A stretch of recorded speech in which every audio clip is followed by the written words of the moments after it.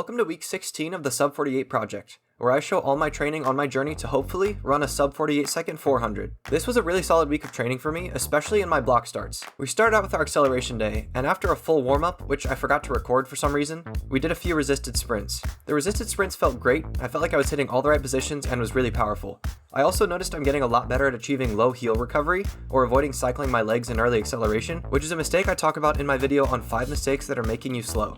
We went into some 2-point starts after that, and I felt like my feet were striking in the right positions and I was accelerating pretty efficiently. Going into block starts, coach noticed that there was a slight lag between when I started pushing and when I actually left the blocks, so he showed me how to lean my shoulders over the start line, and it made a massive difference. These are easily my best block starts ever, and I finally feel like I'm starting to look like a real sprinter.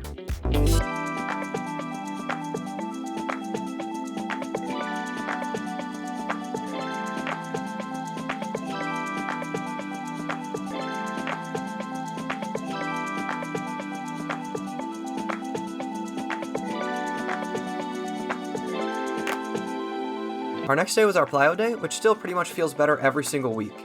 I actually recorded my warm-up this time, so that's obviously what you are watching now. I added a little bit of extra hip mobility into it this time because I really want to fix my mobility issues, and I feel like I've made some good improvements with it so far.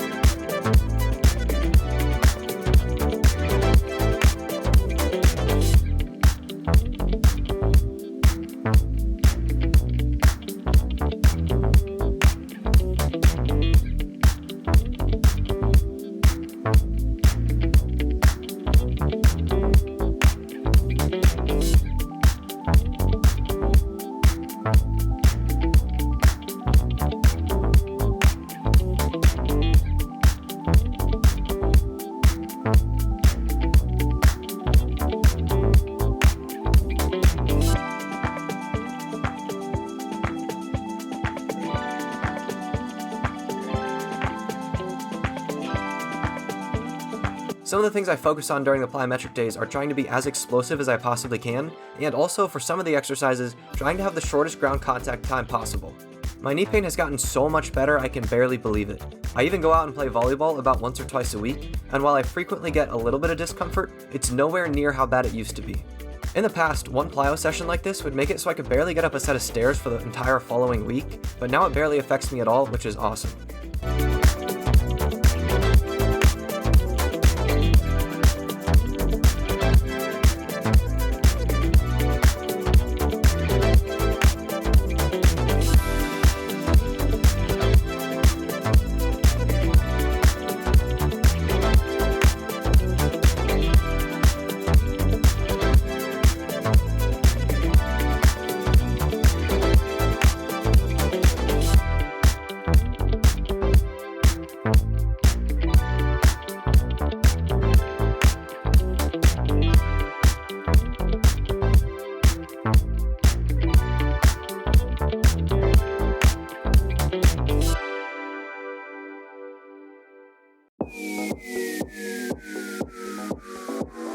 Then we hit our first lifting session of the week.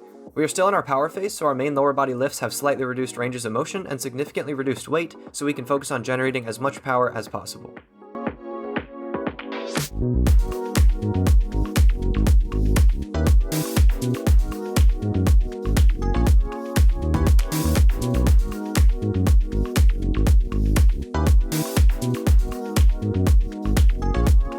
We are also still doing our weighted spring ankle series, which wrecks my calves every time I do it, but I'm sure makes a world of difference in improving our functional ankle stiffness. We usually superset that with tibialis raises for injury prevention.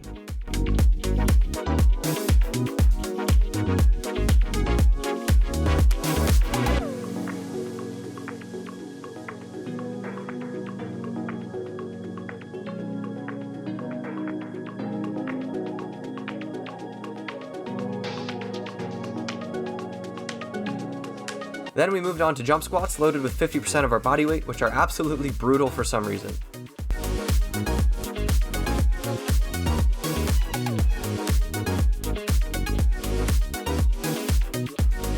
After that was our nice, easy, active recovery day.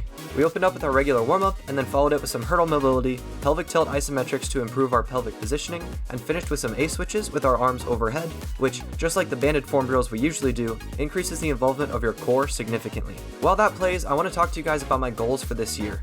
Obviously, we all know that I want to break 48 seconds in the 400, but that is a goal for the end of outdoor, so there's a lot that will happen, including the entire indoor season, before that comes around. I'll start with the shorter events and then get longer as I go. In the indoor 60, I would really like to break 7.2 seconds.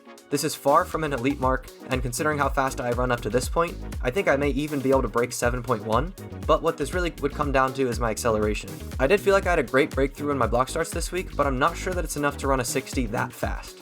At the end of the day, it doesn't matter either way, because that isn't my main event, and I will be thrilled if I can break 7.2. In the indoor 200, I want to break 22.8 seconds. There are two reasons for that. The first is it would set me up to be able to run the kind of 400 I want to, and also because our school record is 22.67 seconds. There is definitely no guarantee of me getting that fast, but I would be happy if I could get close. Finally, in the indoor 400, I want to break 50 seconds. If I manage to run that fast during the indoor season, I will be super confident going into outdoor, and I might start to believe that the sub 48 is possible. When outdoor rolls around, I want to perform well in the 100, 200, and 400. In the 100, my big goal is just to break 11. I don't have a specific time, just anything under 11 would be awesome. If I can do that, it will really prove to me that I made the right choice in becoming a sprinter. In the 200 meter, I want to break 22 seconds. Our school record is 21.92, so if I could break that, I would be super happy. But anyway, enough about me, let's get back to the training. On Thursday, we had our max velocity day where we did 20 meter flies. I tried doing rolling starts because my coach suggested it, and I haven't done those since the summer, and they felt pretty great. I think it helps to mimic the same amount of force that you have when you're leaving the blocks because it felt a lot more like sprinting out of blocks than my 2-point starts usually do, probably because I can't accelerate quite as well out of the 2-point starts.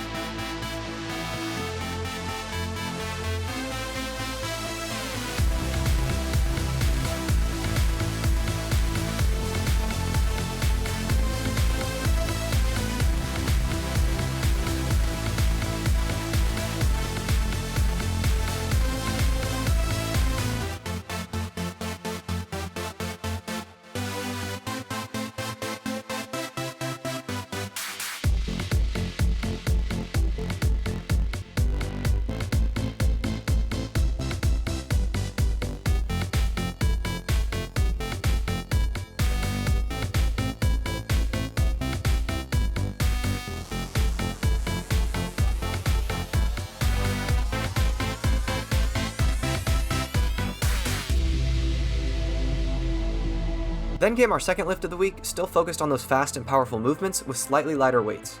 I followed that with some specific work for my adductors or groin muscles because those still have been bothering me when I increased my volume of sprinting.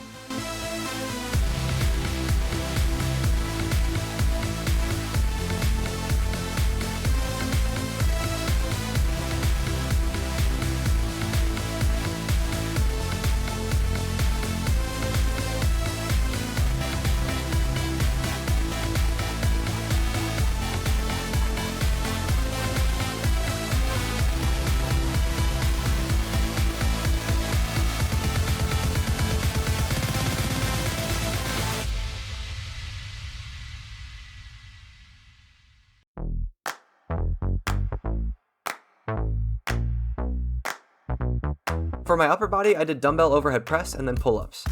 I don't always record my upper body work, so just so you guys know, we make sure to hit one horizontal pulling movement each week like a row, one horizontal pushing movement like a bench press, and then one vertical pulling movement like a pull-up, and finally one vertical pushing movement such as overhead press. We do the vertical exercises one day and the horizontal on the other, and that is a very simple and well-rounded way to attack the upper body.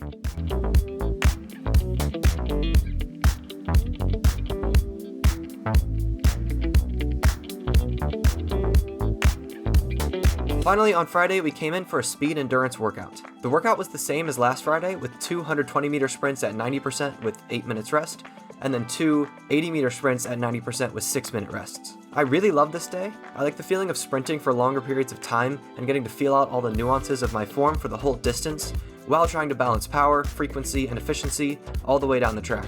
It feels like this is what I've been training for all year so far because, well, it is exactly that, and so it's fun to express some of the capabilities that I've developed.